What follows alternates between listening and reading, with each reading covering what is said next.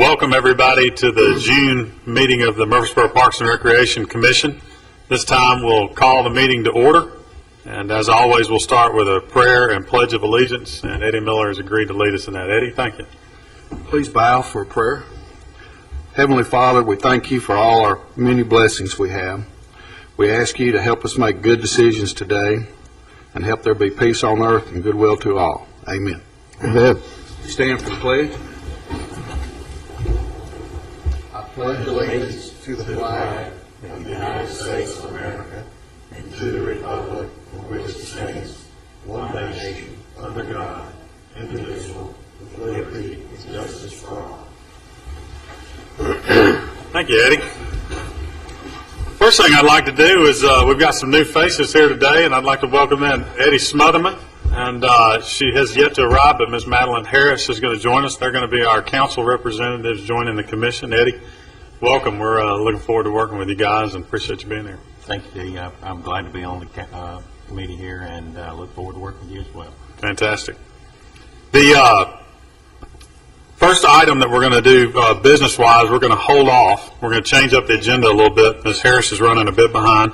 So we're going to do some updates and introductions and some other items that don't require any votes until we hopefully can get a quorum here. So with that, Lanny, I think you have an introduction of a new assistant athletic coordinator. Mr. Chair, I do. I'm proud to announce that Elaine Mitchell is now full-time with our staff.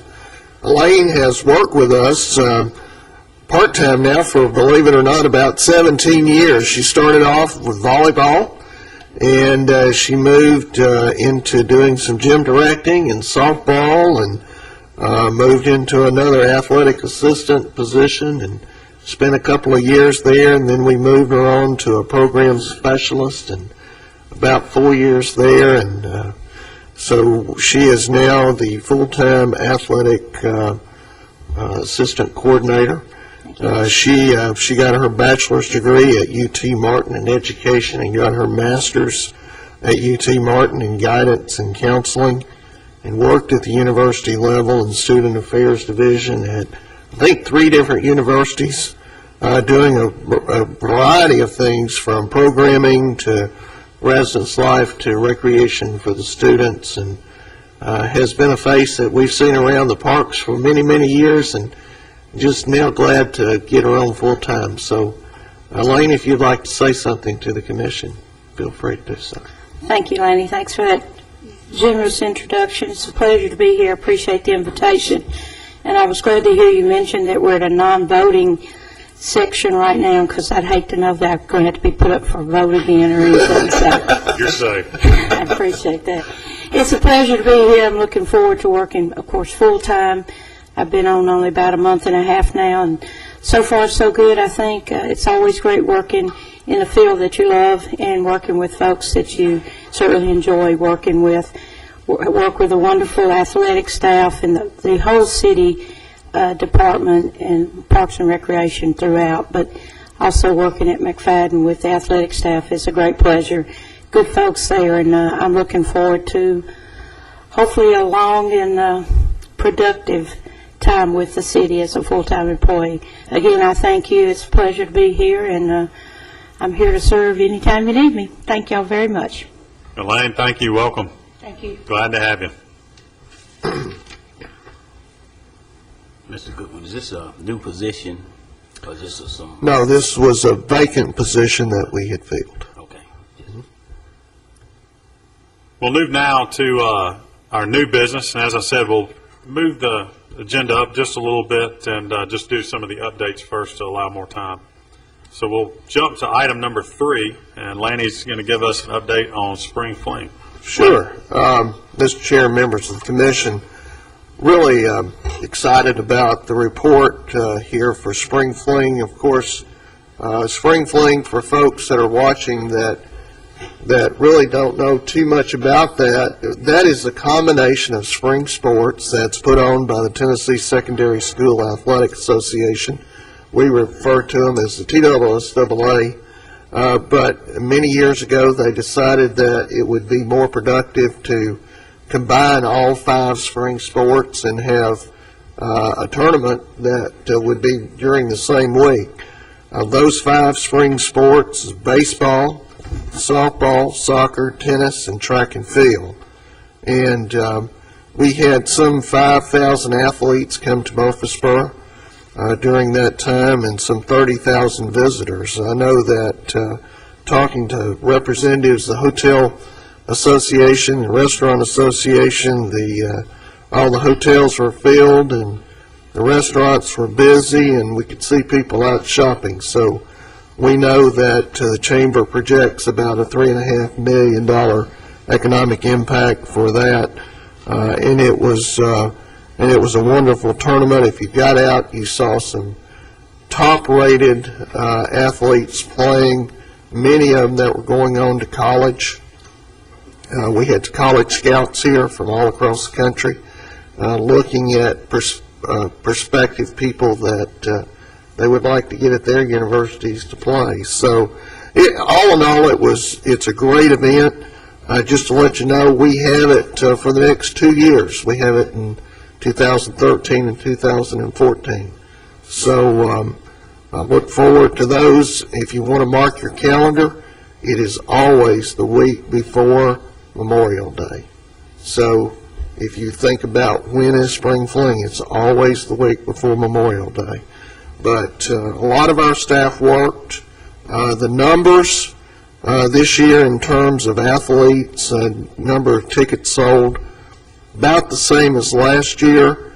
There was a price increase on the tickets, so there was a pretty substantial increase in revenues. We saw it in the 3 venues we host, which is softball, soccer, and tennis, and everybody seemed to be enjoying the tournament, having a good time here, enjoying Murfreesboro. It's just to me, to bring people in and have them talk about how friendly our city is and how gracious people are at the hotels and the restaurants and so forth, I think it's a real compliment to our city.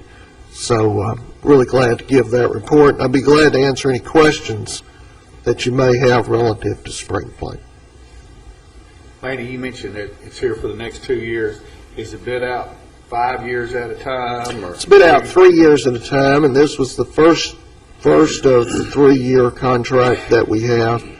And I think we'll be looking at it probably here in the next 6 months, something like that, maybe for the next 3 years, which would be 15, 16, and 17. Very good. Yeah. There's a lot of cities that would love to have that event in their city because it is an economic boom for the town and for the city that hosts it. Nobody can compete with our facilities or our volunteers. Our volunteers, you just can't thank them enough. I mean, we had at least 500 different volunteers. You have to think that the Murfreesboro Soccer Association was all in, working that tournament. They had feet on the ground. We had the Murfreesboro Tennis Association. They were out there working hard. We had the Optimists at softball. We had the Kiwanis. Those folks enjoyed the tournament, and they enjoy, the game that they're into, whether that's tennis or baseball, softball, whatever. But we had 8 different sites for baseball throughout the city. So it's a huge event. It's a big undertaking, but I think we do it very well. You guys do it better than very well. It's amazing. Any other questions? Well, if not, you can move on to your Kids Castle update. Kids Castle. The folks that are installing Kids Castle, the Miracle Company, is substantially complete with the playground. If you saw the Daily News Journal today, you saw the picture of the castle. And they're telling us that they should be finished sometime, possibly by Friday, depending on whether the weather cooperates or not. We still have the testing and the inspections afterwards. We'll see how that goes. I've had numerous people, including the newspaper, call and ask when we're going to open the gates, when we're going to have our grand opening and ribbon cutting. That all depends on the testing and the inspections, and we don't want to jump the gun. We want to make sure that everything is exactly right before we open it to the public. We do anticipate that that will probably be sometime next week, and we'll be making that announcement to the newspaper and sending out invitations to the commission and to the council and other folks to attend. But the big hoopla will be opening the gates and letting the children enjoy the playground. I think that's really kind of the bottom line here is it's not about us. It's really about the kids and the children and the families that are going to really enjoy this new playground. We've had a lot of folks that have been out there, not every day, but pretty much every day, and people that are walking on the greenway that comes right beside of that, or that's in the park. The big question is, when are we going to be able to get on it? You know, it looks so good, you know. I think the excitement is growing, and hopefully it's going to, next week we'll be able to open that gate and give it back to our citizens and let them enjoy it for many, many years to come. Awesome. Any questions, Delaney, about Kids Castle? Angela, I believe you have a Greenway renovation update. It is always a pleasure to report on the completion of a project, and I'm proud to say that we have wrapped up the renovation of a portion of the original Stones River Greenway. There is a portion of trail from the Fortress Rosecrans trailhead to Manson Pike. It's only about a half mile of the trail, but it includes the Stones River Bridge, which, as you know, is the large three-way bridge that crosses the river where Lytle Creek meets the Stones River, and that was a significant portion of that project. It was a $100,000 renovation project. We received a grant through the Tennessee Department of Environment and Conservation called the RTP grant, the Recreation Trails Program grant, and this grant funded 80% of that project. So what we did as a part of that renovation is we redecked the Stones River Bridge. We redid the approaches to the bridge. We put a seal coat over the asphalt, replaced some fencing, replaced some signage, and did some erosion control measures, all as a part of that section of trail. So if you are on that portion of the Greenway, I think you'll see a remarkable difference in the safety and the use and the appearance of that trail. We're really proud of that project. Good deal. Any questions of Angela regarding that project? Bart, you're up, my friend. Give us a report on SportsCom. Mr. Chairman and members of the Commission, Mr. Goodwin wanted me to come today and give you a report really on some activities what we've got going on at SportsCom. As you know, as he just mentioned, Spring Fling was a couple of weeks ago, and while most of our staff were out at the Spring Fling, heading those venues up, we had a couple of people at SportsCom that were really working hard to get our pool open. As you know, we opened that weekend right after Spring Fling. In fact, they had a couple of 3F games. I think that Saturday morning we opened at 10 o'clock. So, I want to mention Tommy Gregory and Nikki Hensley, who were out there really working hard to get the concessions open and the pool ready for opening on the weekend of Memorial Day. They got all their employees together. They got the concession stand organized. They got the computers up and running. They did numerous jobs that while I was out at the tennis venue, they took care of doing all that. So they got it ready to open, and I know if you drove by there on Memorial Weekend, that Saturday, Sunday, or Monday, they were wall to wall. It was jam packed, and I think in your packet we put in there some revenue recaps. As you can see, on the Memorial Day weekend from our outdoor pool in 2008 was $1,300, and compared to almost $10,000 for the weekend of Memorial Day this past weekend. So you can see how much improvement the Burrow Beach improvement has done to the water park out there, the slides, the splash pad. All that has really added to our venues out at Sportscom, and it's really been a big plus, and I want to commend the commission on voting for that years ago, 3 or 4 years ago, and get that done, because it has been a huge improvement to our facility. Also, I wanted to let you know that we will be starting camps. We've already got one camp going on now, Rad Camp. I know Thomas starts his sports camp next week, and we'll be having camps there throughout the summer, all the way to the end, probably the end of July, 1st of August. So there's going to be a lot of kids out there, and there are some out there now. So we've got camp schedules almost every week during the summer through June and July. One thing at Vero Beach, we have done a couple of things we've tweaked out there. We've offered private parties on Friday nights. We've had so many requests for Friday night parties. We used to do just Saturdays and Sundays, but now we've started doing Friday night parties there, private parties for groups, and we are booked all the way through June, July, and August. Once we open that up, we're booked every weekend through the rest of the summer. So that's been a big hit.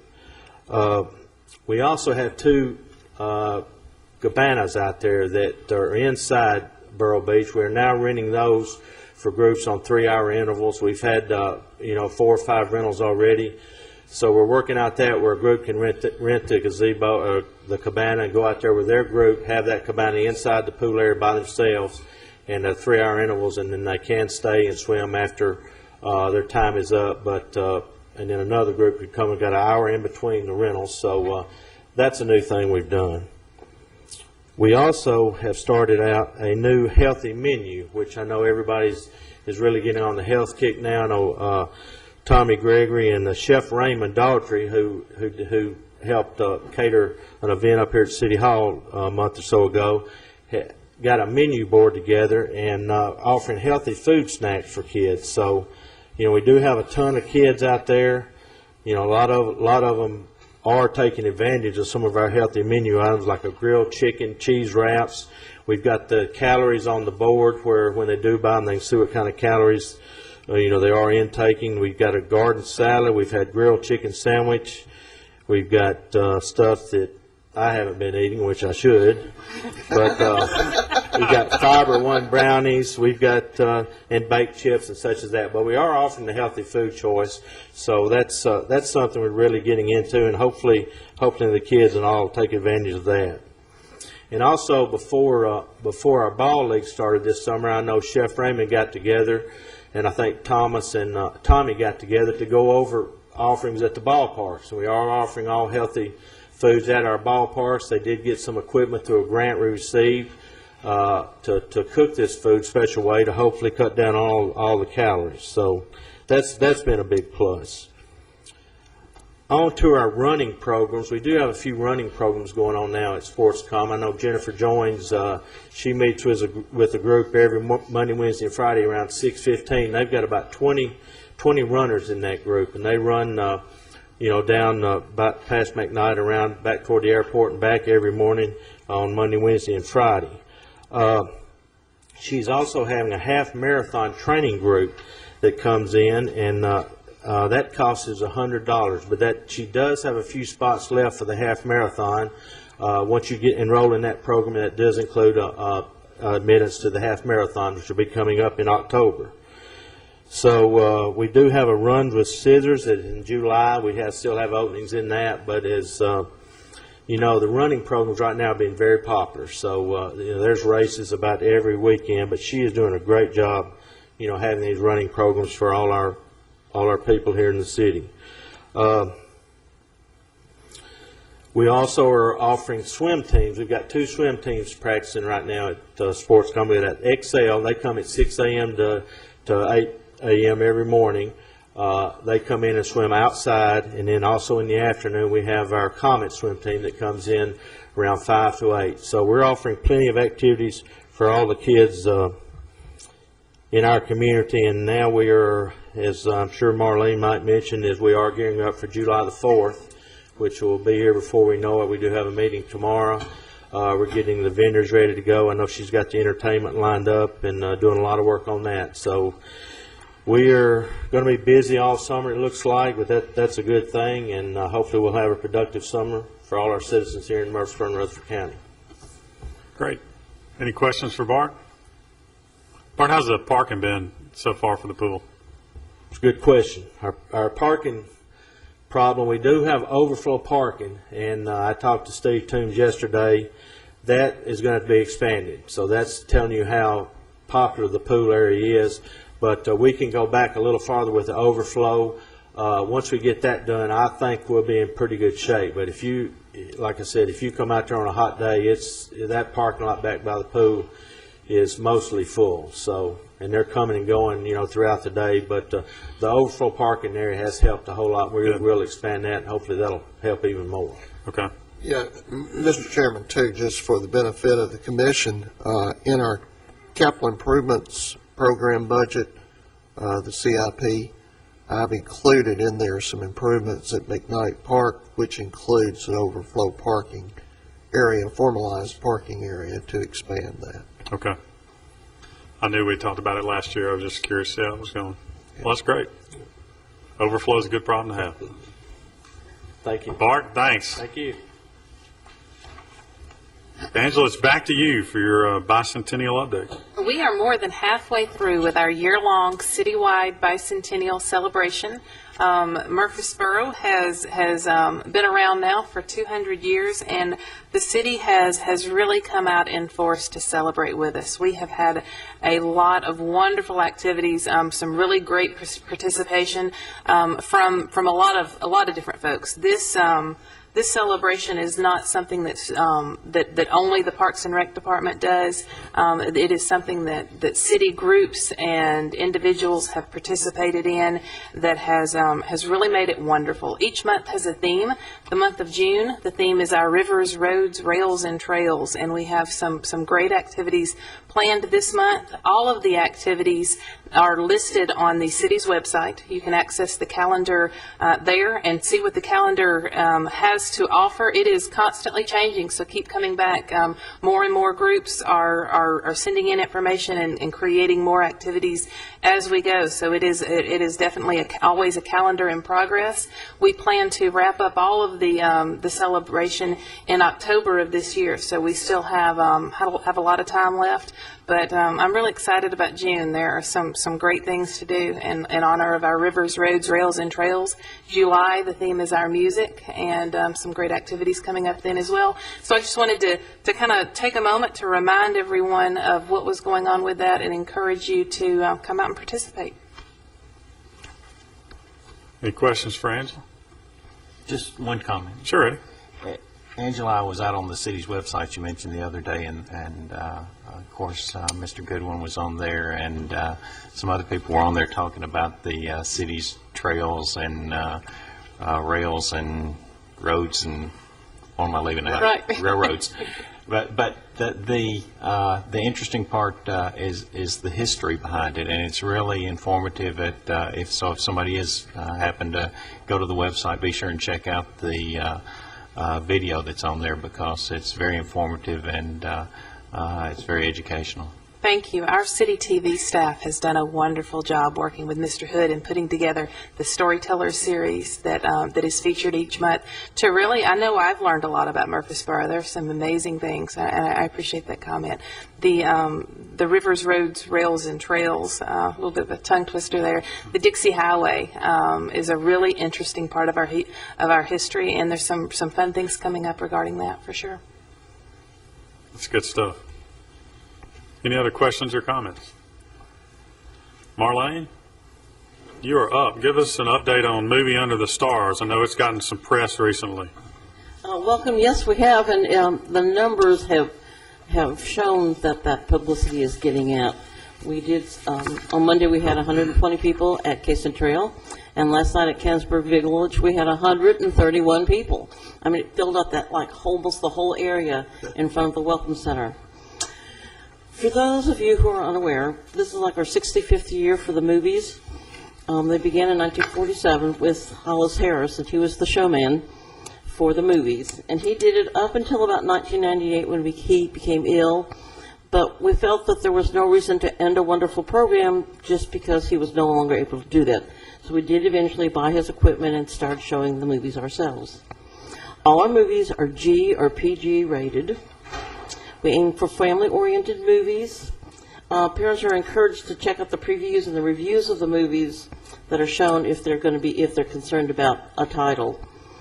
This year, for the first time since I've been involved, the weeks that you can show Disney movies has actually coordinated and has coincided some of the weeks with the movies, the days we do movies. So our first two movies have been our Disney movies, and you all have a list in front of you. We are not able to publicize those on radio or TV or in the newspaper, but there are lots of ways of getting that information. Movies are shown 5 nights a week for 8 weeks. Each Monday the movie changes, giving families 5 nights to attend, or they can come more than once. You bring your blankets or your lawn chairs and your jacket. Last night was a little chilly because it was windy, but it felt really nice. All our movies are free. We have snow cones and popcorn for sale for 75 cents and drinks for $1. Or you can bring your own and bring your dinner and come and join us. For copies of the movies, you may call the main office. That's 890-5333. Or email your request to recreation@murfreesborotn.gov. You can pick up a list of any of our facilities. Or you can just come to the movies. We have the list there. In case of inclement weather, and I mean very inclement weather, we'll post information on the city's Facebook page right about around 7:30, 8 o'clock. Because a lot of times it starts out drizzling and it's fine. In fact, there's one night last year at Kensburg, there was a group of people and kids who came out. It was drizzling at 7:15. They came and sat out their chairs. They were ready to go. So we decided apparently it wasn't going to rain enough for us to cancel the movie. So be sure you check, because just because it's raining at your house does not mean it's raining wherever we're having the movie that night. Any questions? Anybody need any extra copies? I will be here at the end and I can give those to you. Great, Marlene. Great. Any questions or comments? Yes, sir. Again, I'd like to make a comment. I've got such fond memories of Hollis Harris, and you mentioned it. It's almost a shame we don't call it the Hollis Harris Memorial Movie or something like. But I remember as a child over Mitchell Nelson, we'd go and we'd pick up cups after the movie was over and pick up the trash and stuff, and they'd give us a snow cone for picking up the trash, and it was one of the things that I have a fond memory of as a child in Murfreesboro, and I think that Friday night I hope to be over at the primary school. I won't mention the name of the movie, but I'll tell the people that it's going to be a good one. Thank you. But it is a wonderful, wonderful thing that the Parks and Rec Department provides, and I certainly encourage everyone to come out and take full advantage of it. Thank you. Thank you. Great work, Marlene. As Marlene, always. while you're up, can you give us just an update on 4th of July activities? Yes, we're kind of down to the wire, but we have, I think, just about everything in order. Our activities begin on the 4th at 5 p.m. There'll be inflatables, and there'll be birthday party games and sort of self-directed activities. Terry Womack is in charge of that. Thomas and the athletic department are doing the inflatables. The entertainment will start a little bit before 8. We'll do our introductions and welcomes and things. And then at 8 o'clock, the symphony will play. And they will play through the fireworks, which will begin right about 9 o'clock. If perhaps there's going to be a storm like there was several years ago that's between 7 and 7:30 and won't let up, then we'll adjust our hours a little bit. We'll cancel the concert. We'll go right into the introductions, and we'll do the fireworks about 8:30. So it'll be fun. It'll be great. Bart's working on the vendors. There'll be lots of things to do. There'll be giveaways and birthday party favors, and it ought to be a great evening. Location? Oh, good idea. McKnight Park, outside of Sportscom. And for those of you who are unable to make it into the park, there's lots of areas from around town, right around Sportscom, that you can also watch the fireworks from. And the Pyro Shows, who has the contract for the fireworks, is aware that this is Murfreesboro 200th birthday. So I have told them that. So we do have something special planned for I am sure that they will do that for us, bicentennial. yes. Yes, okay. All But right. the 4th of July will not be canceled. No, it will not be. We're going to have the 4th of July. We're having it, no matter what, 4th of July. one way or the other. No, we've had our bad weather for July 4th in the past, so we should be good for another 4 or 5 years Yeah. before we have bad weather again. Great work, Marlene. Thank you Thank very you. much. That brings us to Becky Johnson, who's going to give us an update on upcoming events. Good afternoon. Before I start with our upcoming events, there's one event that we had this past weekend that I'd like to mention. We had the Small Fry Tri, which is a triathlon for preschoolers, and we had 115 participants. This is known as Murfreesboro's smallest triathlon, and the kids ran, biked, and swam. Well, they really ran through sprinklers to the finish line where every child received a trophy. It's just great to see these kids really enjoy this triathlon event. It's one of my favorites. And this year we had many people say, my child's 6 and this is their last year. They've participated every year. And I was glad to let them know that we have a program called the Triborough Kids Program that does offer a triathlon for those ages 7 through 14, so they can just keep right on going with their triathlons in the future. We have our Movies Under the Stars that Marlene just mentioned. Don't forget that. I went out this past Monday. It was a great time.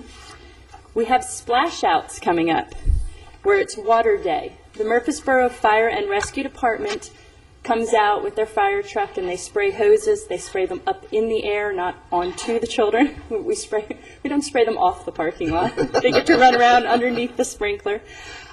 We urge the children to come and wear clothes and shoes that they can get wet in. It is free for all ages, and the splash outs will be held on the following Thursdays from 1:30 to 3 p.m.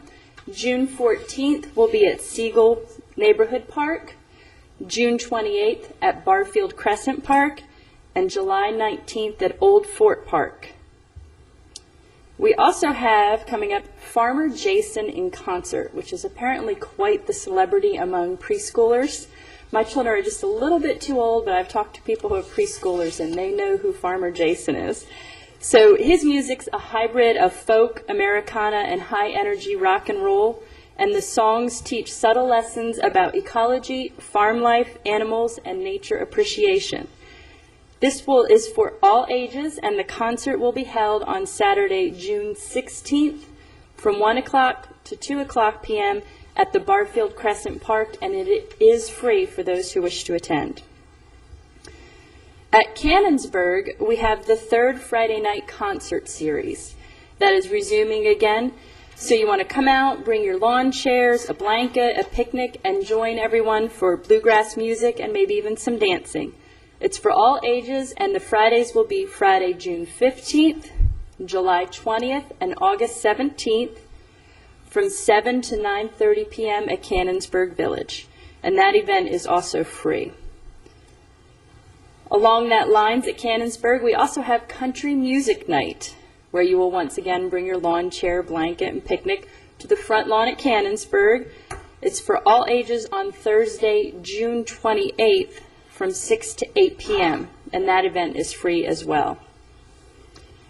We have Boat Day with Stones River Watershed Association, where you can come on out and try out different canoes, kayaks with the help of volunteers from the Stones River Watershed Association.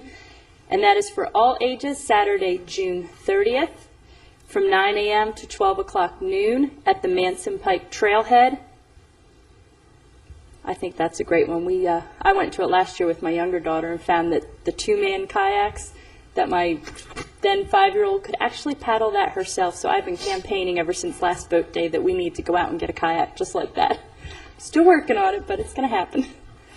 Celebration Under the Stars, which Marlene mentioned a few minutes ago. Just to keep that on everybody's radar, that is Wednesday, July 4th, starting at 5 p.m. until after the fireworks display, which is at McKnight Park.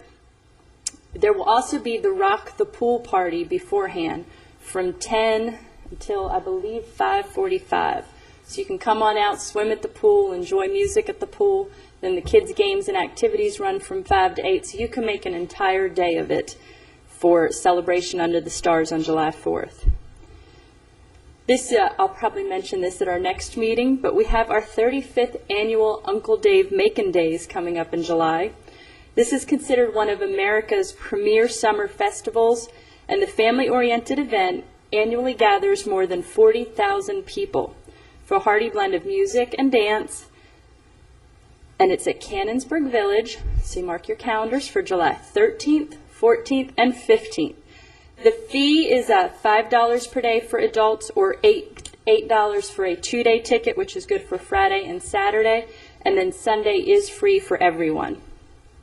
And this, I'm going to mention contact information at the end, but this is a different contact than most of our Parks and Rec programs. If you need more information on Uncle Dave Macon Days, the contact is Gloria Christie, and her phone number is 615-893-2369. Just since it is summer and we're always thinking of safety, the Aquatics Division is offering an American Red Cross Water Safety Instructor class Friday, Saturday, and Sunday, June 15th through 17th.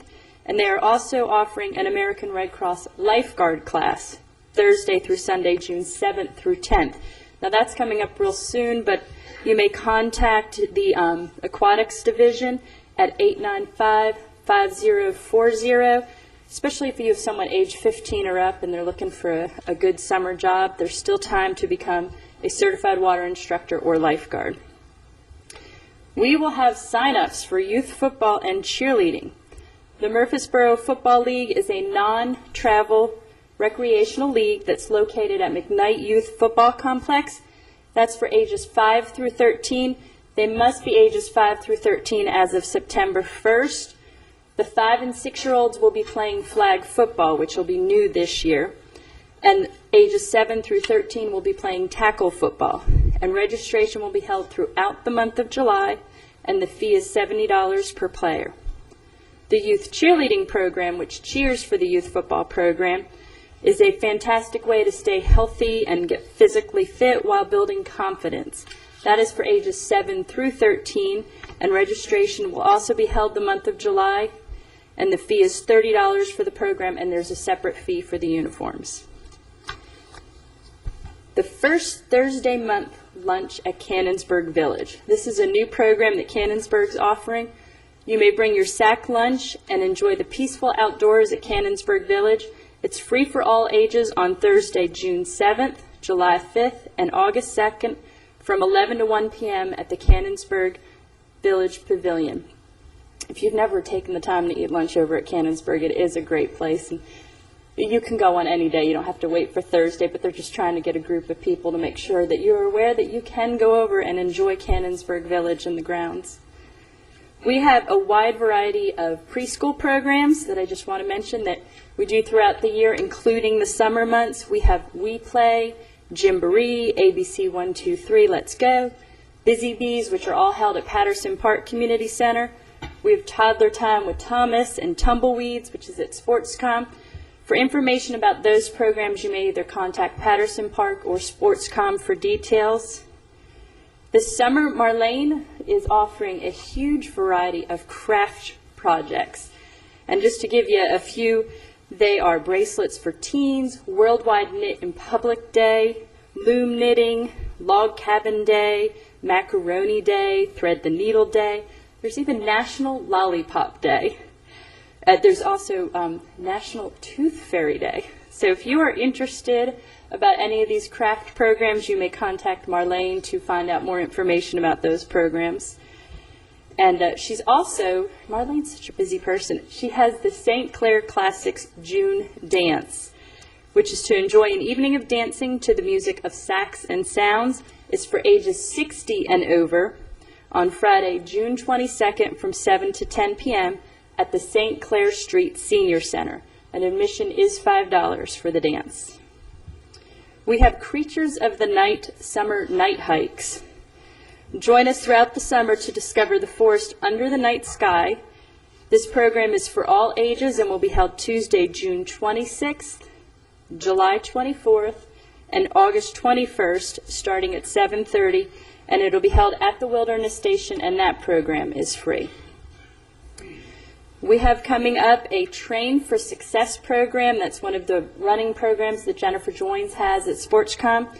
That's an 8-week walking program designed to help you walk or run your first 5K. It's for adults, and it's held Tuesdays and Thursdays, June 5th through July 6th, and they meet at 8:15 in the SportsCom lobby. And that will help prepare you for the Runs with Scissors off-road 5K event. They will be utilizing Siegel Soccer Complex again this year as an off-road running and walking course while helping Murfreesboro city children by gathering school supplies for them. It's for all ages on Saturday, July 28th. The race starts at 7 a.m. The fee, there's a $25 fee for the race plus a school supply donation. And you may either register at SportsCom or at, I have to say this carefully, rabbitroadracing@gmail.com. So you can just go right to that Rabbit Road Racing site and register for Runs with Scissors Off-Road 5K. We also have summer camps that some are going on now. We have our sports camp, which starts next summer. We have soccer camp. We have heritage camp, which is at Cannonsburg Village. We have nature camp. That's for our younger children, ages 6 to 8. We have a Guard Start Junior Lifeguard Camp. We have a scuba diving camp, which is new this summer. I kind of wish we had a scuba diving camp for adults because I'm kind of intrigued by that camp. We have cheerleading camp and creative arts day camp. For more information on our camps, our programs, our events, you may contact our main office, which is 615-890-5333. You may visit the website, which has the programs on our pages, or download our Rec Connection, which is our program guide, and you can get that at murfreesborotn.gov/parks. You may also pick up our Rec Connections at any of our facilities. Any questions? Any questions for Becky? Becky, thanks for the update. Well, thank you. Appreciate it. And that was just a highlight. Well, it does not appear that we will have a quorum today. So we have 4 items that require votes that we will either have to do via email. Can we do an Well, email vote? No? Okay. Then we'll have to Mr. table. Chair, what we can do, we can still go ahead and discuss them. And if it is a consensus of the group that is here, we can move them forward. Because the grant application will have to go to the city council for a funding resolution. So that would be the final vote to move that process forward for that application. For the Greenway Island fees, it is a recommendation from this council, from this commission, which could be a consensus, but that always is a vote of the city council for final approval. And then on the Central Magnet agreement, what we wanted to do today was just simply talk to you, get approval to move forward. If we have consensus to move forward, we can still do that. It would be a time that we can come back in July, bring that document to you for the final approval and move it forward. Okay. Everybody good with that? Well, let's do it. Okay. You can start with number 1. Okay, what I'd like to ask today is for your approval to make a recommendation to City Council for the application of a grant. And the grant that we would like to apply for is through the Tennessee Department of Environment and Conservation, and it's an LPRF, a Local Parks and Recreation Fund grant. And at this time, we have a few questions to the grant administrators regarding the eligibility of some of our facilities, but we're currently planning to request funding for Westview Mini Park. Westview Mini Park is a small neighborhood park. It's located at 111 February Street, and it's currently in need of a renovation. This is something that we have asked for funds in the 2012 capital improvement requests in the amount of $75,000.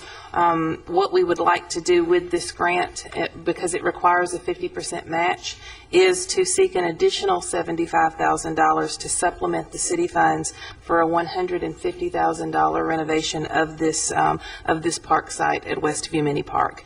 We're currently working on a preliminary site plan and working on the application. It is due at the end of this month. So what I would like to do in order to move forward with the application is to ask for your recommendation to City Council to pass the resolution to provide the city's requirement for the matching funds for the application and to approve the grant application. And if I could, just to speak, Westview Mini Park is one of those, what we call kind of a vest pocket park. Quite frankly, it's probably the worst site that we have in our system. It has a swing set, has an old overhead climber, a shelter that is rusty with holes in it.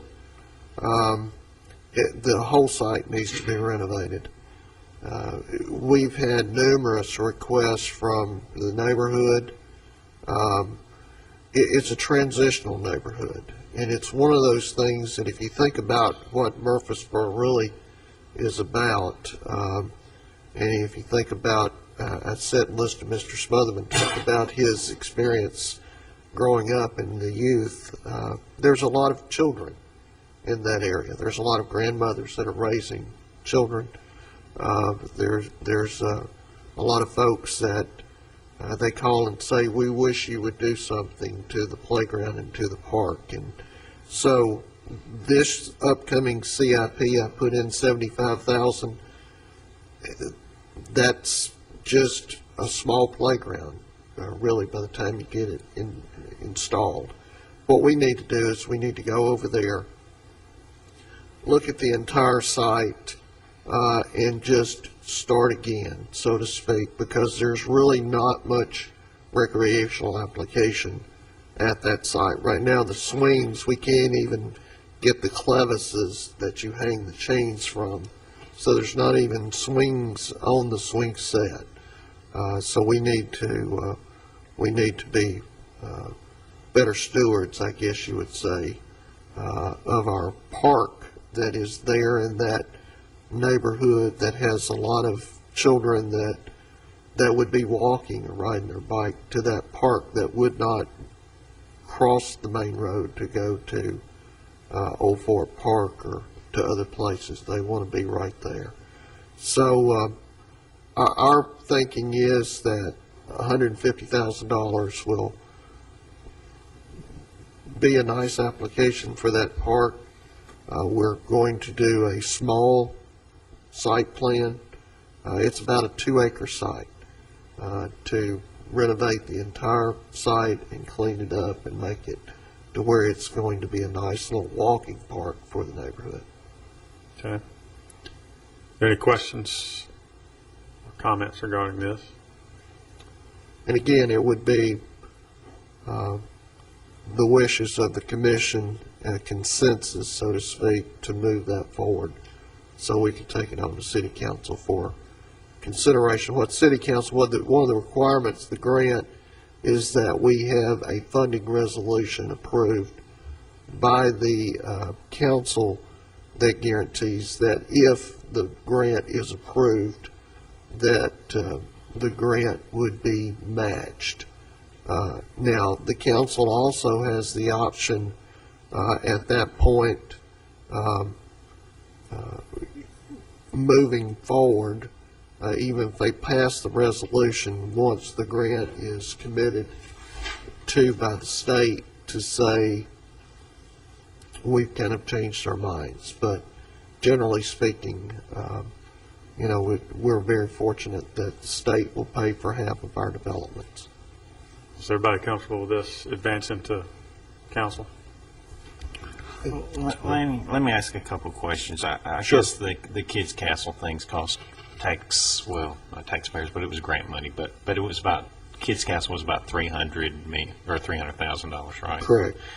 So $150,000, we're talking about a facility that would be similar to half of what the new Kids Castle would If be. it was all playground, what we're looking at is we would have to put in some sidewalks that would make it ADA accessible, which would take the money down. We're talking about putting a basketball court there. We've got a small concrete structure now that's about the size of the key on a basketball court. We thought about expanding it a little bit and putting in a little more recreational opportunities. We'd put some benches, garbage cans, do some landscaping. So the playground itself probably would be $80,000 or so. Okay. If you've been to Rogers Park, that playground 10 years ago cost us $40. Today it would probably be about $60, $65. So you're looking at something that may be a little bigger than that. By the time we add a swing set and so forth, you're back to about what you would have at that park. But the other improvements would be making it ADA accessible with sidewalks, expanding the basketball courts, and putting in some landscaping, basically some ornamental trees and some other things. We do have a big TVA power line running through there, so we have to be sensitive to what we plant. We don't want to plant something that they're going to come along and, it looks like it's got a flat top in about 10 years. So it would be the entire site that we would be addressing. Yeah, and I'll be completely honest with you and tell you, this is a park that I'm not familiar with at all. But how far geographically is it located from the Old Fort Park area? Probably a mile, maybe 3/4 or so. It's closer to McFadden Community Center. If you go, It's about halfway between McFadden and Old Fort. Is it close to the bridge intersection over there where? near the Bridge Avenue and intersection, McFadden?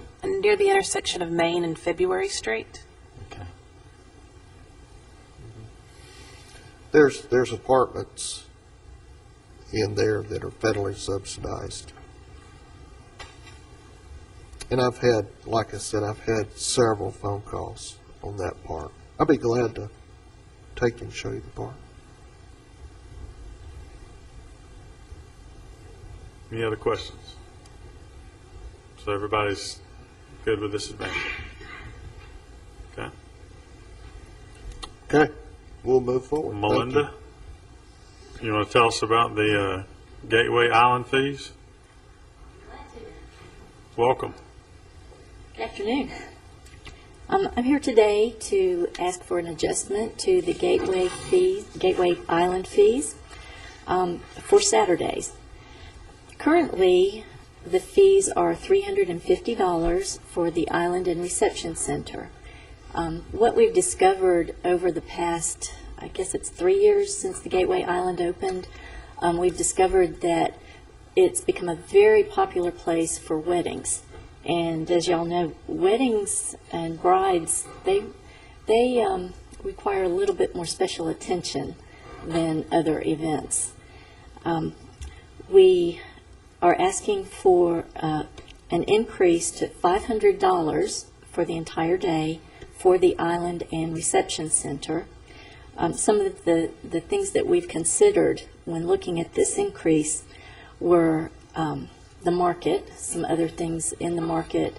It was difficult to compare apples to apples as far as the venue was concerned, because there is no place like the Gateway Island in the city or in this area. We did look at a few things. There's a location in Lebanon that charges $1,200 for 3 hours, and that's for a ceremony and photos only, no reception. So that was probably the closest we could find in our market research as far as venue. Some other things that we considered as far as the Gateway Island is concerned is the parking. we are limited to parking. So, you know, while we would love to charge $1,200, that is a limitation. So we wanted to not only be competitive, but to keep things like that in consideration and still make it accessible, and with it being competitive as well. Other things that we looked at are the additional cost of hosting a larger event at a location such as Gateway Island. We give tours to the bride. If her mother comes into town, we give another tour, so there's the additional time there. We do pay extra special attention to the landscaping there. We don't want a bride getting her dress dirty from the sidewalks. Make sure the refrigerator is spotless. There are a lot of extra details that we do as far as renting the Gateway Island. We did look at, most of the Saturdays are for 4 full days now anyway, and most do rent the reception center as well as the island. So that's basically it. Okay. Any questions? Any questions for Melinda? Yes, sir. Currently, it's pretty much used every weekend, right? The Saturdays are booked, most every Saturday is booked between now and next May, because it's not only beautiful, but the price is extremely low. And I guess that's my concern is, even at this price, it still sounds too low if they're charging $1,200 somewhere else. I mean, would it not be more applicable to raise it to $500 or something like that to try and offset some of the expense of taxpayers that are primarily building and supporting this place? Well, currently, it's $350, and we want to raise it to $500. Okay. And then we also added an additional $100 if they want to reserve it from 10 p.m. to 11 p.m. We have some brides that want to continue the party a little bit longer, and that allows for our staff that has to be out a little bit later. We didn't want to jump it up too, make a big jump, because we still wanted it to be accessible. But yes, we could probably charge a lot more than $500 and still.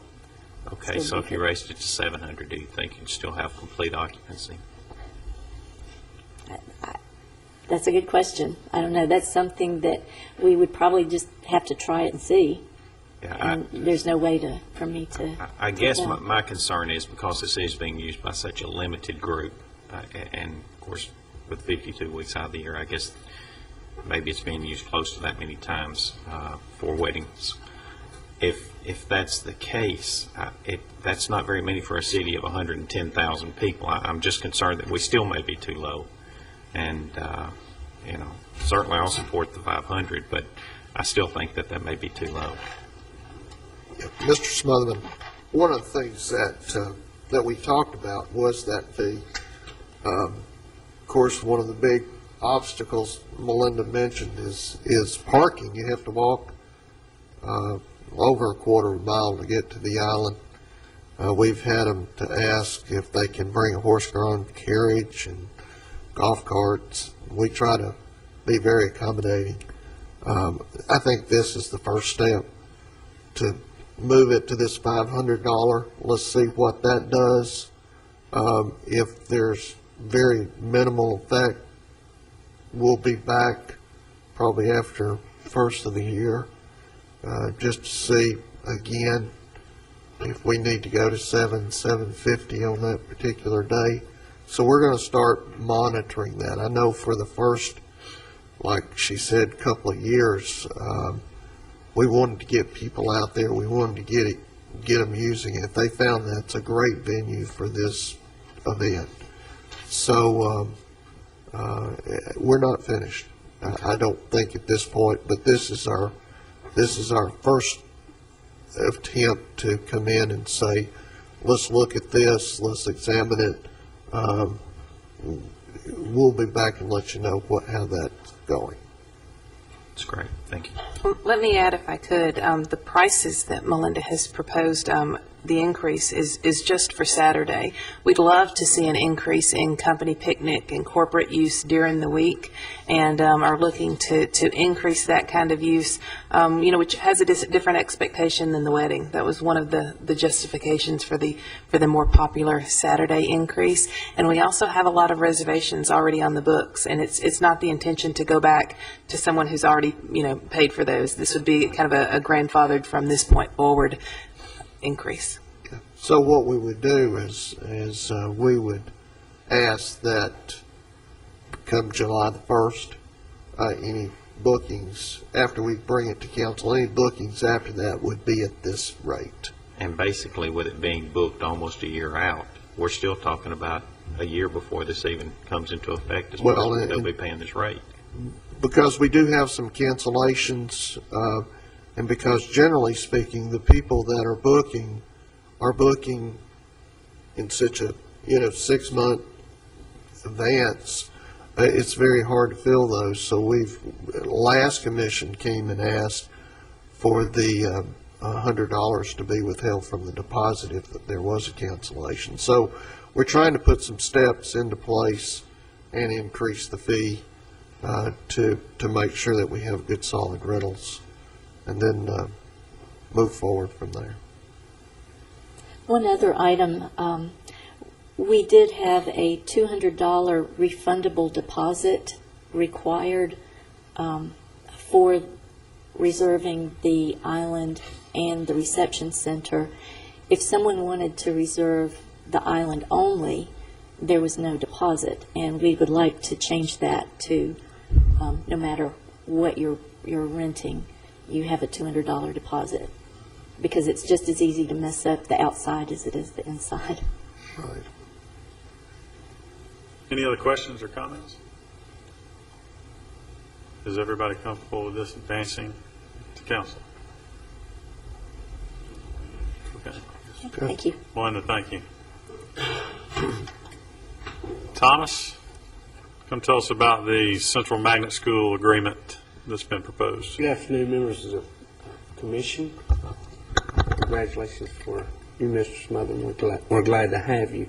Thank you. As all of you are probably aware, we have a strong partnership with both our city schools and our county schools, and recently, within the last several years, we've had a really good relationship with the county schools in terms of our tennis facility at Old Fort Park.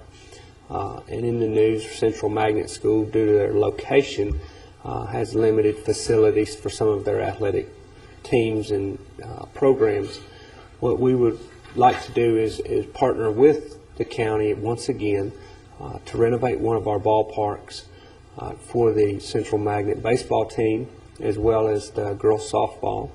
And the county has agreed to finance this renovation, and upon our agreement to offer them the use of the facilities throughout the TWSAA season. So working with Buddy Powers, the athletic director at Central Magnet, we have established that the Starplex there at Sportscom and at McKnight Park would be the ideal location, allowing the girls softball to utilize a field at McKnight Park, and then we have field number 5 at Starplex. Some of the renovations that they would like to do is, of course, completely overhaul the irrigation system, and then move first base or the home plate out 10 feet, which will increase the distance between the baselines and the dugout, making it a much safer ballpark for high school play. They would also like to renovate the dugouts themselves by bricking them similar to the same block that we've used for the concession stands, and adding metal roofs, which will increase the durability of them. And then the next phase of the project, which would be in over a year from now, would be to upgrade the lighting requirements. Laney's already contacted the lighting vendor that has installed the lights and came up with a quote that, of course, we would compare with other quotes. But our next level would be to check with the airport, and we've already made contact with Chad over there to see that lighting, how it would affect the new runway and their future plans. But as the light poles are tall enough, they would face mainly down, which we hope is not going to have that big of effect on the runway itself. Like I said, that would be the second phase of this project. Our plan would like to be to secure the agreement between the county and the city to utilize this facility and start construction or renovation processes in the month of July. And we'll be in charge of the construction project. Right, we'll oversee the We'll construction. oversee, we'll drive that. We'll oversee that. We have stipulated that it must be a licensed bonded contractor meeting all cities' The building way we codes. did the tennis courts, Mr. Jernigan, is that was handled through the county's construction management team, but we were a part of the planning and had the final say on all of the plans, and then oversaw the construction. We had somebody there to make sure it was done in compliance with what we had approved. So it may be similar to that, but they would be funding any improvements that would be done to those facilities. And they're very receptive to our recommendations in terms of vendors. For example, they plan to use Oasis for the irrigation renovation. Oasis installed the irrigation at Richard Siegel Soccer Complex and is perhaps the leading repair and maintenance vendor that we use throughout the city. Also, Southern Athletics would tend to the dirt work and the laying of the new sod. They're perhaps the best infield and baseball, softball field department in terms of dirt and throughout the southeastern region. Matter of fact, they host the SEC baseball tournament and maintain the fields for those, as well as spring fling. So very reputable companies. And then also for the light work, they would use Reynolds Electric, which also did Richard Siegel Soccer Complex. Well, I think one of the more important pieces here is how the Optimist is looking at this, because they're using Starplex, and how the Kiwanis is looking at this because they're using the Fourfield Complex. And we've been in touch with both of those.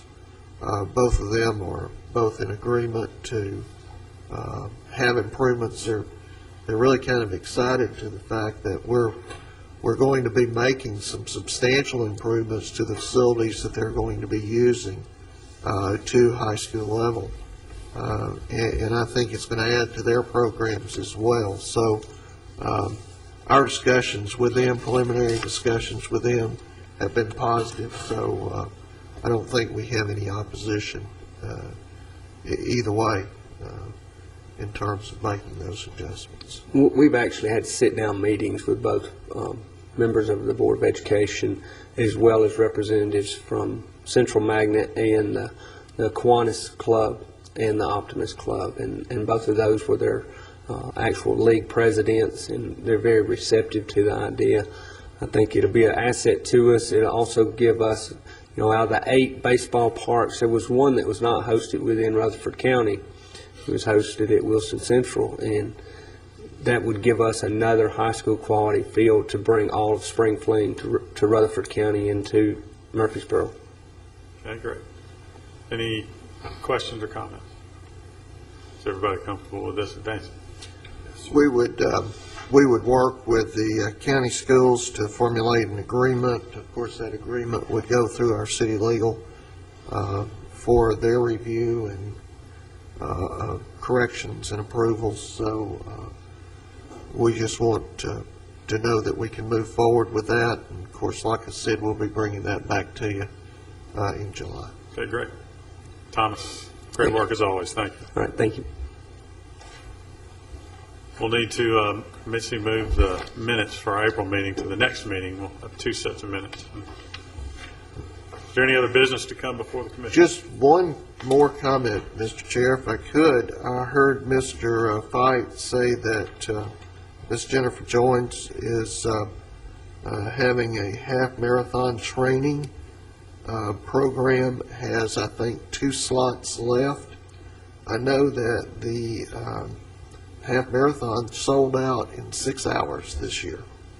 So there's no slots available online for registration So if somebody is interested in a great training program and getting into the half marathon, there are 2 slots there.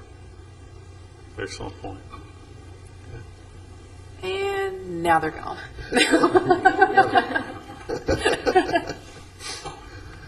Any other items to come before the commission? Yeah, I just wanted to ask Mr. Goodwin, what's the update on the tennis court over at Patterson? I noticed that hadn't been completed, or what's the...